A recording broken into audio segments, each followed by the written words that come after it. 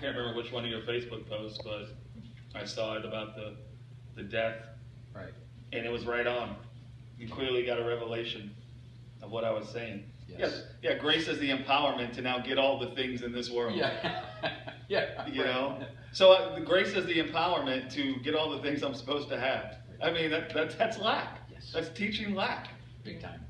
Yeah. The way grace satisfies your lack isn't by now giving you things. Grace doesn't now come to you, even if we use the fruit of the Spirit, grace doesn't now come to you and say, you lack the fruit of the Spirit, this grace will empower you to now bring forth the fruit of the Spirit.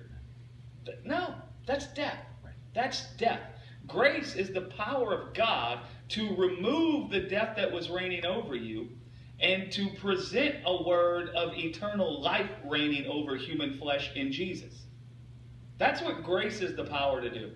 Now, as I can see the word of an eternal life reigning over human flesh in Jesus, and I begin to believe on that word, I will find a word of life in my heart, dwelling in my heart, communicating that I'm the possessor of all things that pertain to life and godliness. That word will influence my heart. It will strengthen me in the inner man. Not to go do, but it will strengthen my heart, meaning my heart was weak because it felt lack. Now my heart's strengthened because my heart says I lack no good thing. And in my heart being strengthened with the persuasion that says I am the possessor of all things that pertain to life and godliness, that gives birth to the fruit of life. Or as Bertie said, I was just talking to him yesterday about it, it will sting you with life. Right? Just like the sting of death is sin, the sting of life is the fruit of the Spirit. Yeah. Nice. That's really good. That's See? Really good, yeah. Absolutely. And now it takes it completely out of the realm of empowerment.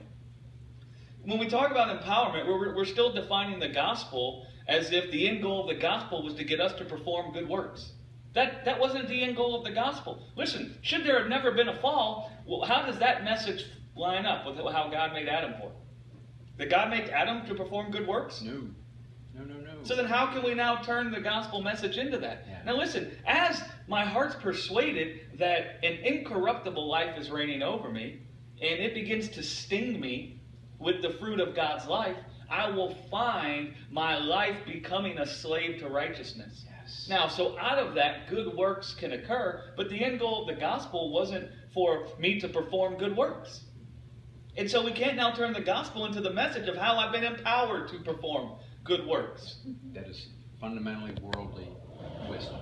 That's exactly right. It's still trying to turn the gospel into some idea that we're here to serve. Yeah, right. That's not what, we're not here to serve. Contrary to much teaching. Yes. Now, I will serve, not because I've been told to, because there's a commandment to, but as I become stung by the life of God, I'll find myself loving people so much that I can't help it. Like the video Cindy posted. Yes. You can't help it. You won't even know that you've served until after you're finished serving and somebody comes and tells you that you served them. Right. And you'll think, me? Yeah. I did? Oh man, I was just enjoying being with you. Yeah, right. You won't even know. Yeah. So it's not the empowerment to go perform good works. That doesn't mean we won't find good works manifesting out of us. It's the empowerment to have our life removed from this world and concealed in Jesus. That's what grace is the empowerment of. It's the power of God to come and take the life of human beings out of the world and out of the flesh, and to conceal it in His Spirit at His right hand. That's what grace is the power of God unto. And as I hear about that grace will strengthen me in the inner man with the persuasion that says, I lack no good thing. And then out of that persuasion, I'll find my members taken captive to eternal life. Why do